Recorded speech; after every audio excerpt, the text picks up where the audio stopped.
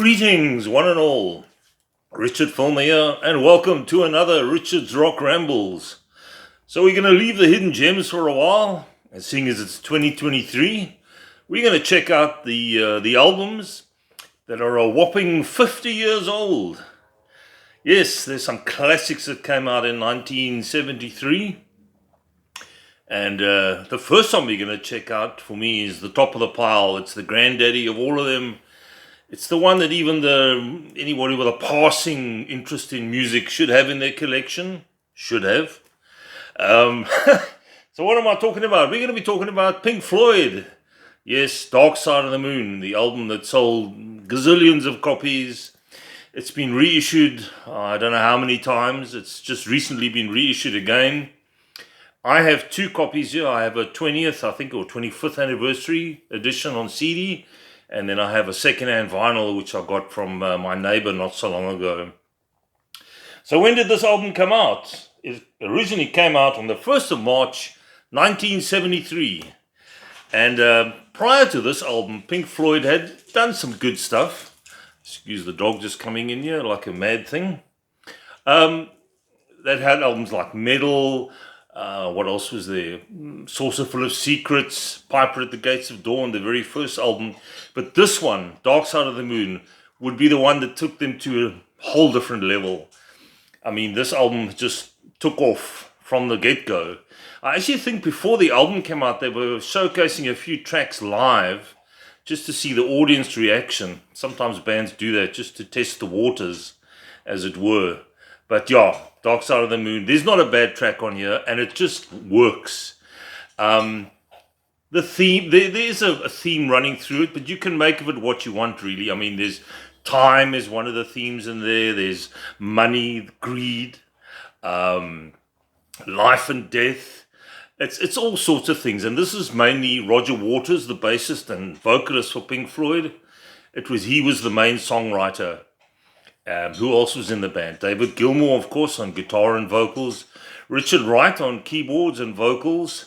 And Dave Mason on drums. That was your sort of classic Pink Floyd lineup. The early lineup obviously had Syd Barrett on guitar and vocals. So this album was engineered by a gentleman by the name of Alan Parsons, who would then go on to become a producer as well as have his own band, the Alan Parsons Project. Still going today. I think his most recent album came out, or has he passed on? I might be wrong there. I must check up on that. But I know there was an album that came out fairly recently as well from Alan Parsons. But the production is just incredible. I mean, it's made for CDs, for vinyl, for anything. 8-track, cassette. You get a good copy of Pink Floyd's Dark Side of the Moon. And, to this day, I can sit down and I can listen to this album and it just takes you away. It just puts a smile on your face.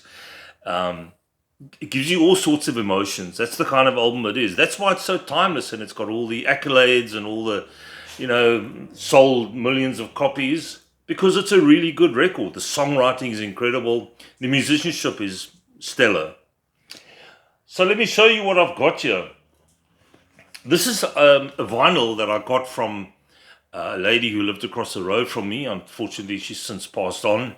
She was moving house, or she had to leave because she needed a carer, and she got rid of a lot of her vinyl, and she very kindly just gave this to me, which, I was quite prepared to pay for it, but she gave this to me. And I used to have this back in the day with the original poster inside. So lo and behold, I open it up. There we go. There's just a few marks here and there where you can see it's secondhand, but it's nothing really. So let me just tell you who's on here. Obviously, David Gilmour, like I said, vocals and guitar, and VCS3, whatever that is, must be a synthesizer of some description. Nick Mason, percussion and tape effects, obviously drummer. Richard Wright, keyboards, vocals, and VCS3 again. And Roger Waters, bass guitar, vocals, and VCS3, and tape effects. These are the early days of trying out synthesizers and all sorts of special gadgets. Recorded at Abbey Road Studios, at famous Beatles Studios in London between June 72 and January 73. So it actually came out in March, did I say? 1st of March. So yeah, there was a bit of a break in between the recording and the release date, and there you've got all the Great lyrics to the songs, those thought-provoking songs. And what really blew me away about getting this was inside, they had the original posters that I used to have back in the day when I was a teenager, stuck up on my wall at home in my folks' place. That was the one. How cool is that? Pink Floyd, the four guys, Richard Wright there, David Gilmour at the top, Roger Waters in the middle, and there's Nick Mason at the top there. Excellent. But that's not all. There's another poster that came with it, and let's see if I can show you this one. There we go, the pyramids. Really cool. So this came with the original vinyl that came out. I think this is probably a reissue, and they just, reissued the posters again, which is really great to see. So that's my vinyl copy of this incredible album. And then I have what is this actually? 20th anniversary edition on CD. And this also came with, let's just see here, I'll show you. It's got all the lyrics, some nice photographs of the band in the early 70s. It's got all the lyrics to the songs. There's Breathe. Some incredible guitar work here on this album from David Gilmour. I'm going to get to that in a minute. There's something I want to chat about, which has got under my skin. Breathe, Reprise. Claire Torrey was the name of the lady, I think, who sang on, what was that? There's a cool shot of the guys in all their splendor. Brain Damage, Eclipse. There we go, the pyramids once again. So this is the 20th anniversary edition. The speakers over there. So yeah, like I said, this album has been re-released. And the most recent one has just happened recently. And this is a 50th anniversary deluxe box set. Now here in South Africa, if you want to buy this, you're going to have to pretty much sell the house, sell the car, maybe even the wife to afford this thing. But the vinyl, there's a vinyl and a CD gatefold cover, which is really cool. So it's going back to the old style.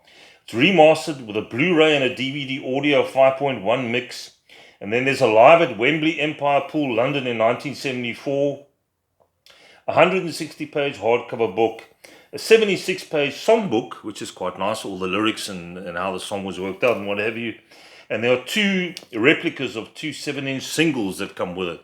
So it's really great. But my thing is, how many times you have to buy the same album? These guys are like milking it to the max. But I suppose that's how record companies make their money these days. They're not as powerful as they used to be. So to make any sort of cash, they just keep reissuing. And now with the vinyl resurgence, everything's getting released on vinyl again. So that's how they do it. So that would be really cool. So who knows, maybe somebody kind-hearted will get me a copy. You never know. So those are the two. I just want to show you in this one, in the CD version, you also got a few cards that came with it. There's the one. This is all related to the original album. There's the pyramids again. And there's the four guys. Dave Mason looks slightly stoned in that photograph, unless it's just his natural look. It was the 70s, who knows? So there we go, Pink Floyd's Dark Side of the Moon. Seriously, if you don't have this in your collection, it's a travesty. You've got to have this. It's got elements of prog in it, so that's why they were slotted in with the rest of the prog guys, although I think they were more sort of art rock, space rock even. I don't know why people always have to give everything labels. But I suppose prog is probably the closest you're going to, the best label to give them. And it's an incredible album, and it stood the test of time. Like I said, I can listen to it now, and it still blows me away. There we go, Pink Floyd's Dark Side of the Moon. The other thing that I wanted to mention that I mentioned earlier is Roger Waters, in his wisdom, has now decided to re-release Dark Side of the Moon on his own. He said the rest of the guys weren't really that important within Pink Floyd. He was the main songwriter, and that's it. He's releasing it on his own, without anybody else, and it's all his thing. It was all his doing. Fair enough. You were the main songwriter. Yes, that's right. You have a point. But it was a band effort. And Pink Floyd Dark Side of the Moon wouldn't have sounded great without David Gilmour's incredible vocals and guitar, Richard Wright's incredible keyboards, that lovely piano work in the Claire Torrey track. I was just trying to, what is that track that I'm thinking of? It's not really, it's just the Great Gig in the Sky. That's the one. It's not actually lyrics or words. She just sings in these different registers, but it's incredible. So, yeah, so Richard Wright's keyboards, Nick Mason's drumming. I mean, he wasn't a great adventurous drummer, but what he did on that album was just enough. So to then say that, Dark Side of the Moon was all about me and nobody else had anything to do, I think that was a bit disingenuous to the rest of the guys. They had just as much, to offer on that album. But hey, it's Roger Waters, I think in his old age he's just getting seriously cranky. So we'll see how that turns out, his version of Dark Side of the Moon, if you like. I really find it tiresome that these guys in their twilight years are still having this sort of fighting match, throwing mud at each other. Really, get over yourselves.